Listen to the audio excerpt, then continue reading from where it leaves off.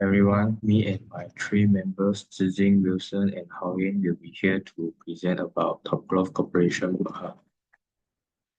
Topglove Corporation Berhad is the largest rubber glove manufacturer in the world, and we will present how its strategic cost management approach helped maintain its global dominance. Topglove is headquartered in Malaysia, a location that provides a strong advantage due to the abundant natural rubber supply and developed infrastructure. The company operates more than 800 production lines across multiple countries, producing over 100 billion gloves annually for customers in 195 countries. This scale of operation position uh, Topglove as a market leader, but it also means facing intense competition from key rivals such as Atalaga, Kosan Rubber, and Supermax, as well as new entrants from Thailand, China, and Vietnam. These competitors drive pressure in areas such as price, technology, and quality. To maintain stability and competitiveness, Topgolf focuses on strategic cost management and strategy management accounting. The company integrates tools like benchmarking, the balance scorecard, and Kaizen costing into its strategy. First, benchmarking allowed Topgolf to compare its operation with top competitors. Key metrics such as cost per unit, production throughput, production quality, and supply chain agility are assessed by identifying performance gaps and adopting best practice from around the world. The company ensures it stays adaptable to changing market demands. Second, the balanced scorecard links Topgolf strategic goals to measure KPI across both perspectives: financial, customer, internal process, and learning growth. For example, they monitor production downtime and customer retention rates, ensuring that both operational efficiency and customer satisfaction are aligned with their strategy vision. Lastly, Kaizen costing reflects Topgolf's commitment to continuous incremental improvement. This involves engaging employees directly in problem-solving and implementing change that result in raw material saving, improve energy efficiency, and reduce waste. Furthermore, automation initiatives help minimize defect and lower labor costs, leading to higher productivity and quality. In conclusion, Topglove integrated use benchmarking, the balance scorecard, and Kaizen costing not only strengthen its cost leadership and quality standard, but also enhance its adaptability in the volatile market. This strategy supports the company's long-term sustainability and ensures it maintains its position as a global leader in the rubber glove industry. Next, I will pass to my teammate. So, hi, madam. My name is Chen. First, a Kenzo costing is a cost management approach focused on a continuous incremental improvement during the production process. Unlike a traditional costing method that focus on design or budgeted stages, Kenzo emphasize a daily improvement and employee improvement. At Talklove, this system is part of the company culture.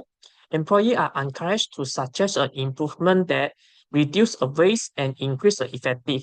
A strong example is when a line operator proposal adjusted growth tipping time schedule. These small changes lead to a 7% reducing in natural gas usage, saving 2 million annually.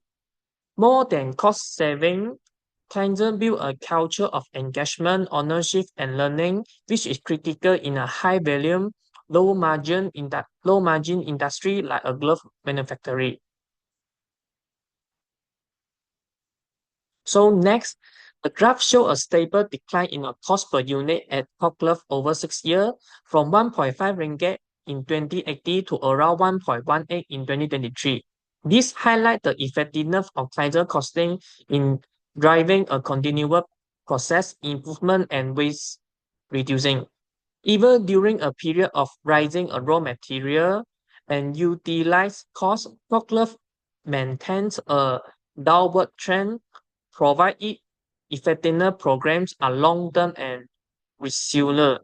This has enabled the company to offer a competitive price without compromising on quality, strengthening a customer trust and profit margin.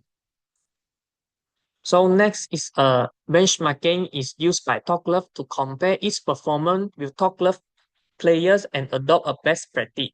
Sustainability and HR practice with both direct competitor and others industry. For example, by benchmarking against a Europe glove product, TalkGlove implemented an advanced heat recover system, improving the energy effective and ESG score. Benchmarking also revealed an employee skill gap, lending to investment in training and development. On the financial side, it helped the company streamline a procurement and adopt a competitive price, supporting long-term profitability. So next, the benchmark table show a TalkLove outperformance industry average in key area, energy consumption and 50 kilowatt per unit versus a 20 kilowatt per hour. Defeat a rate and 2.5% compared to 4%. And a higher staff training at 40 hours per year. This demonstrates a TalkLove strong commitment to operating effective and quality. Using a benchmark as a learning tool has helped a streamline process, reduce a cost, and improve a product reliability, enable the company to set an industry standard and enhance its market competitiveness. So next, the balance score developed by Kabla and Nodo provided a structure where to align both finance and non-finance goal. It looked at a performance from four key perspectives: financial, customer, learning, and growth. Lastly is the internal process. TalkLove used the PSC to track key performance indicators across those areas.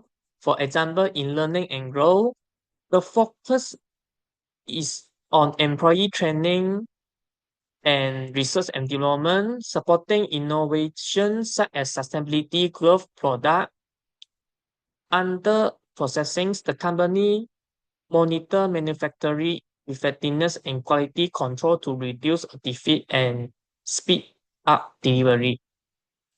The customer perspective ensure a responsiveness to client needs, especially in the healthy care sector. And financial metrics track profitability and revenue growth. Together, those perspectives help TalkLove balance a short-term effectiveness and with a long-term strategy goals. Next is the balance score performance graph show a TalkLove balance performance across a four areas. So financial is 85, internal process is at 90, customer is 80, and learning and growth is 75 out of 100 of 4. Higher score in operation and profitability reflect a solid control via a good match in customer focus and employee development, highlight a market responsibility and innovation. This balance approach ensure TalkLove meet a finance goal and a long-term sustainability, innovation, and service quality. That's all for my part. Thank you. Okay, so this is about top growth real cases. So the first one is learning and growth. Through Kaizen, top growth employees participate in problem-solving sessions that create a culture of spotting inefficiency and suggesting improvement. Benchmarking identifies skill gaps compared to the competitors, leading to targeted training and digital upskilling. The BSC framework ensures that workforce development stay a strategic priority, supporting leadership and sustainability goals. Next. The next one is internet processes. Kaizen principle improve productivity by 4% and reduce production costs per box by 4.2%, mainly by removing waste and bottlenecks. Benchmarking with overseas competitor reveals supply chain and quality control gaps, leading to technology upgrades and simpler procurement processes. Through BSC, internet processes KPI are strictly tracked to ensure strategic alignment. Next.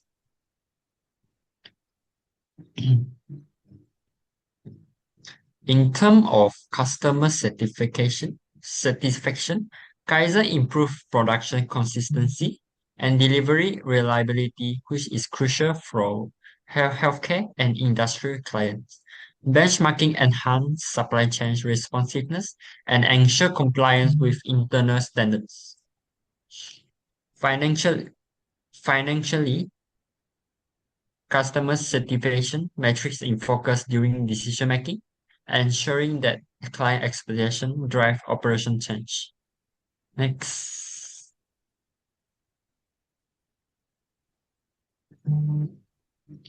Okay, then is financial performance. Kaizen re Kaizen reduce production costs, thus strengthening margin in a cost-sensitive market.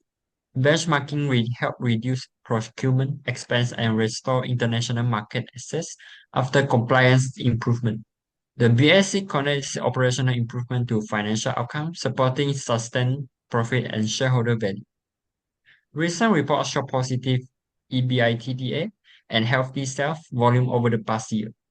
Okay, next.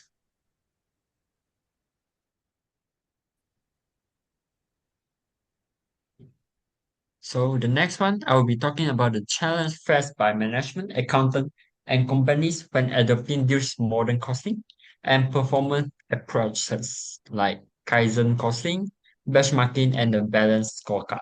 So let's start with Kaizen costing, which is all about making continuous and small improvement over time.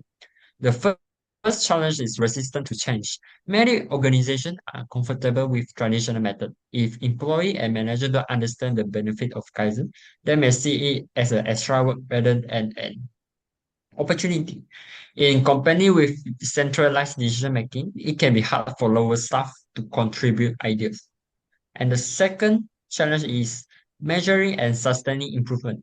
Since Kaizen focuses only on small changes, the results are not always immediately visible in financial terms.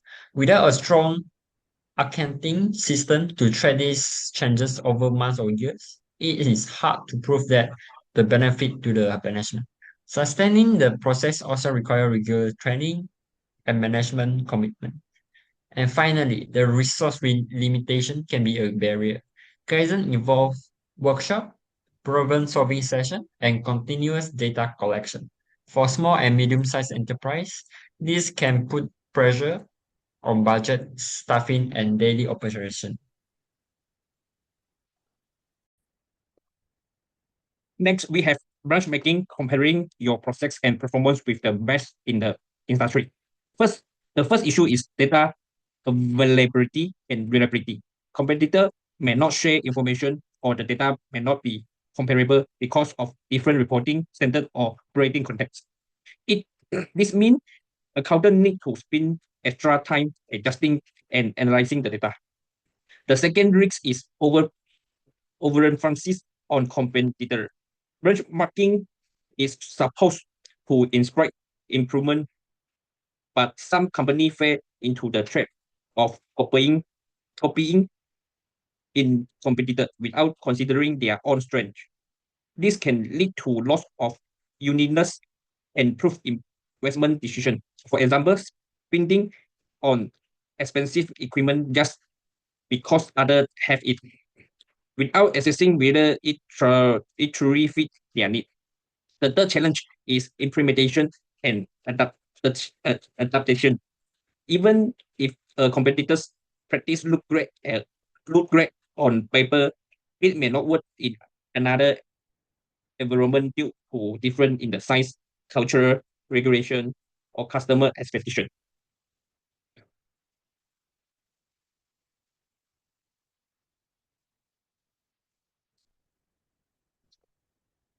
The third approach is the balanced scorecard. Its first challenge is resource intensity and complexity. It requires developing multiple KPI across financial, customer, internal process, and learning perspective. Setting it up, integrating them into existing system and collecting reliable data and can be costly and time consuming. The second issue is lack of fit with the organizational strategy.